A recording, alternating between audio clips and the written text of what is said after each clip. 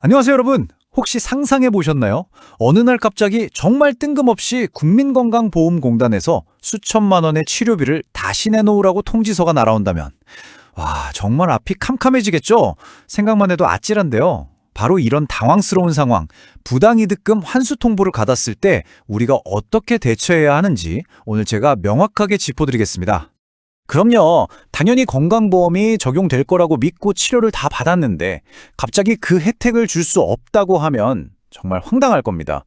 아니, 내가 받은 보험 혜택이 대체 왜 거부된 건지, 그리고 이 어마어마한 돈을 정말 꼼짝없이 다 돌려줘야만 하는 건지, 지금부터 그 해답을 같이 한번 찾아보시죠. 자, 오늘 제가 여러분을 위해 준비한 순서입니다. 먼저 왜 이런 통보가 날아오는지 그 근본 원인부터 살펴볼 거고요. 그리고 실제로 이 처분을 완전히 뒤집었던 성공 사례를 분석해 볼 겁니다. 또 법원은 어떤 기준으로 판단하는지 그 핵심 논리를 펼쳐보고 마지막으로 여러분이 지금 당장 뭘 해야 하는지 구체적인 대응 방법까지 차근차근 알려드릴게요. 우리 대한민국 국민이라면 누구나 건강보험에 의무적으로 가입되어 있죠. 그래서 아프거나 다치면 병원에 가서 보험 혜택을 받습니다. 그러는 말이죠. 아주 특정적인 상황에서는 이미 지급됐던 그 보험급여를 공단이 다시 가져가는 경우가 생깁니다. 이게 바로 부당이득금 환수 처분이라는 겁니다. 화면에 보이는 이 금액 3,556만 원, 이게 뭘까요? 이게 바로 한 분이 교통사고로 치료를 다 받고 나서 건강보험공단으로부터 돌려달라고 요구받은 실제 금액입니다. 그냥 평범한 교통사고였을 뿐인데 하루아침에 3,500만 원이 넘는 빚이 생긴 거죠. 이처럼 액수가 정말 상상을 초월할 수 있기 때문에 이건 절대 가볍게 넘길 문제가 아닙니다. 아니, 도대체 무슨 근거로 공단은 이렇게 엄청난 돈을 다시 내놓으라고 하는 걸까요? 지금부터 그 법적인 이유를 한번 들여다보겠습니다. 자, 법적인 핵심 근거는 바로 국민건강보험법 제53조 급여의 제한이라는 조항입니다. 여기서 모든 문제와 분쟁이 시작되는 단어가 하나 있습니다. 바로 중대한 과실이라는 단어예요. 공단은 교통사고 운전자의 실수가 바로 이 중대한 과실에 해당한다고 보는 거고요. 이걸 근거로 당신은 건강보험 적용 대상이 아닙니다. 치료비 내놓으세요 하고 나오는 거죠.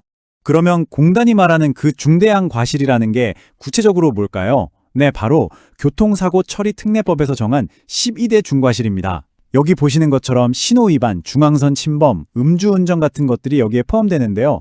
만약에 내 사고가 이 항목들 중 하나에 해당된다. 그러면 공단은 거의 기계적으로 이건 중대한 과실이네 하고 판단해서 환수 통보를 보내는 경우가 대부분입니다. 자, 그런데 여기서 진짜 중요한 포인트가 나옵니다. 12대 중과실에 해당한다고 해서 무조건 그 돈을 다 돌려줘야 하는 건 절대 아니라는 겁니다. 법의 적용에는 항상 예외가 있고 우리가 싸워볼 여지가 분명히 존재합니다. 지금부터 저희 면허닷컴이 직접 진행해서 결과를 완전히 뒤집었던 실제 이의신청 인용 사례를 통해서 그 방법을 아주 구체적으로 보여드리겠습니다. 이 사건에서 공단의 주장은 아주 간단하고 명확했습니다. 중앙선 침범은 12대 중과실 위반이니 법대로 환수하는 게 맞다. 이거였죠. 하지만 저희는 이렇게 주장했습니다. 운전자는 80대 고령이었고 마주오던 차에 길을 양보하려다가 아주 순간적으로 발생한 사고였다. 여러 구체적인 상황을 볼 때 이 처분은 너무나 가혹하다고요. 결과는 어떻게 됐을까요? 놀랍게도 건강보험 이의신청위원회는 저희, 그러니까 신청인의 손을 들어줬습니다. 그 결정의 핵심 논리가 뭔지 한번 같이 보시죠. 바로 이 문구. 이게 바로 승리의 핵심 열쇠였습니다. 위원회는 중앙선을 침범했다는 사실 자체는 인정했어요.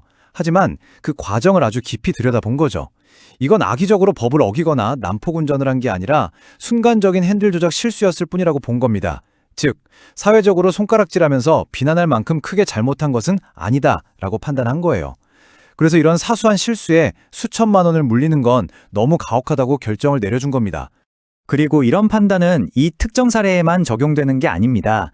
우리나라 최고법원인 대법원 역시 아주 비슷한 논리로 판결을 내린 적이 있거든요. 더 넓은 원칙을 한번 살펴보겠습니다. 공단이 신호위반 운전자에게 환수 처분을 내렸던 또 다른 사건이 있었습니다.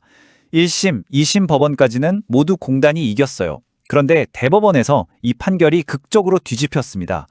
대법원은 이렇게 선언합니다. 단순히 법규를 위반했다는 그 사실 하나만 가지고 중대한 과실이라고 단정해서는 안 된다. 이건 정말 중요한 원칙을 세운 판결입니다. 바로 이 슬라이드, 이게 여러분의 주장을 뒷받침할 가장 강력한 논리가 될 겁니다. 대법원은 중대한 과실을 판단할 때 단순히 법 어겼어 안 어겼어 1번 이것만 보지 말라고 합니다. 아니, 사고가 도대체 왜 났는데 2번 혹시 운전자가 순간적으로 착각하거나 실수를 할 만한 상황은 아니었나 3번 이런 모든 걸 종합적으로 따져봐야 한다 4번 고 판결한 겁니다. 핵심은 이거예요. 우리 인간이 할 수 있는 실수와 고의적인 범죄는 명백히 다르다는 거죠.